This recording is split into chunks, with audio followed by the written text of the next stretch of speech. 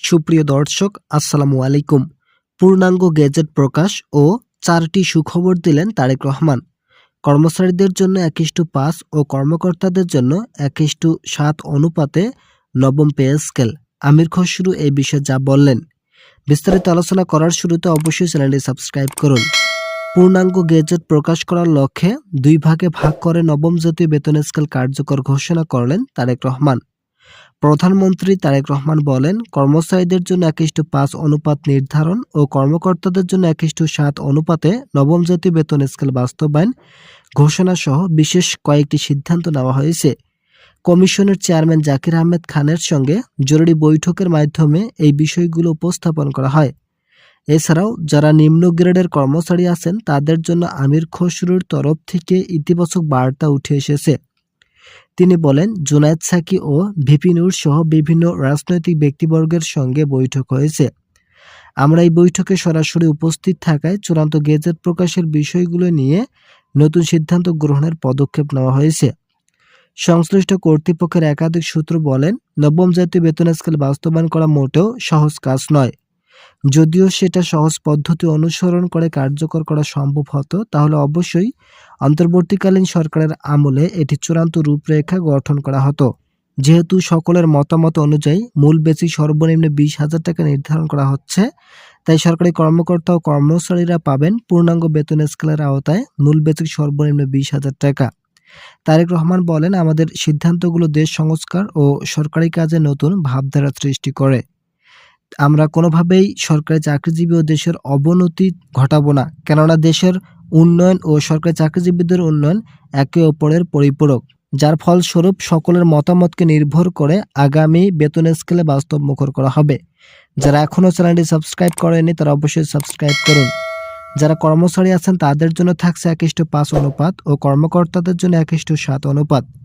প্রাথমিক দিকে কর্মকর্তা ও কর্মচারীদের জন্য একই 1:5 অনুপাতে নবম পে স্কেল কার্যকর সুপারিশ করা হলেও শেষ পর্যন্ত এটা বাতিল করে 2 ভাগে ভাগ করে অনুপাত আকারে বেতন দেওয়ার চূড়ান্ত সুপারিশ করা হয়।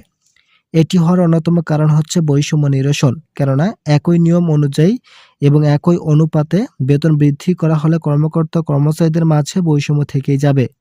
তাই সকল ধরনের বৈষম্য নিরসন করার লক্ষ্যে 1:5 অনুপাতে বেতন বৃদ্ধির চূড়ান্ত সুপারিশ করেছেন কর্তৃপক্ষ। 1:5 অনুপাত থেকে কর্মচারীদের মূল বেসিক সর্বনিম্ন 20,000 টাকা এবং সর্বোচ্চ কত টাকা নির্ধারণ করা হবে এ বিষয়ে এখন পর্যন্ত কোনো চূড়ান্ত সিদ্ধান্ত গ্রহণ করা হয়নি। তবে সকলের মতামতকে সমর্থন জানিয়ে আগামী 10 মার্চ গেজেট প্রকাশ সহ বিভিন্ন বিষয় সম্পর্কে গভীর আলোচনা করার সিদ্ধান্ত নেওয়া হয়েছে।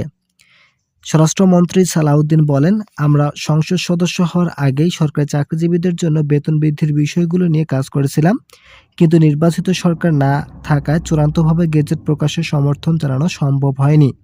এছাড়াও গ্রেড ভিত্তিক যে তালিকা দিয়েছেন সেখানে ব্যাপক বৈষম্য লক্ষ্য করায় পরবর্তীতে আবারও সংশোধনের মাধ্যমে চূড়ান্ত সিদ্ধান্ত গ্রহণ করা হয়েছে। পে কমিশনের চেয়ারম্যান বলেন, আমরা দীর্ঘদিন থেকে এই বিষয়টির সঙ্গে জড়িত থাকায় পরবর্তীতে সকল ধরনের সমস্যার সমাধানের উদ্যোগ গ্রহণ করা হয়েছে। নবনির্বাচিত সরকার এবং গেজেট প্রকাশের অনীহা মতো প্রকাশ করবে না। ভিডিওটি চলাকালীন সময় আপনারা অবশ্যই চ্যানেলটি সাবস্ক্রাইব করুন। আমির খসরু ইতিমধ্যে 4টি সুখবর দিয়েছেন। প্রথম সুখবর, শিক্ষা ভাতা কর্মকর্তা ও কর্মচারীদের জন্য উভয় সমান রাখা হয়েছে। বিশেষ করে যারা নিম্ন গ্রেডের কর্মচারী আছেন তাদের জন্য এই বিষয়টি খুবই গুরুত্বপূর্ণ এবং সহায়কপূর্ণ হয়ে দাঁড়িয়েছে। পে কমিশনের চেয়ারম্যান জাকির আহমেদ খানের সঙ্গে বৈঠক করে এই সিদ্ধান্তগুলো নিয়েছেন সংশ্লিষ্ট কর্তৃপক্ষ। তারা সকলে মতামত দিয়ে এই বিষয়টিকে চূড়ান্ত রূপরেখা গভীরভাবে সজ্জিত করেছেন।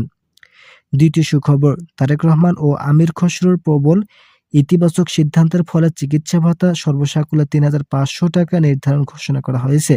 যদিও প্রাথমিক দিকে মূল বেসিক এর উপর নির্ভর করে চিকিৎসা ভাতা ও শিক্ষা ভাতা দেওয়ার সিদ্ধান্ত ছিল, তবে পরবর্তীতে এটি কার্যকর না করায় অবশেষে 3,500 টাকা পর্যন্ত রাখার সুপারিশ গ্রহণ করা হয়েছে।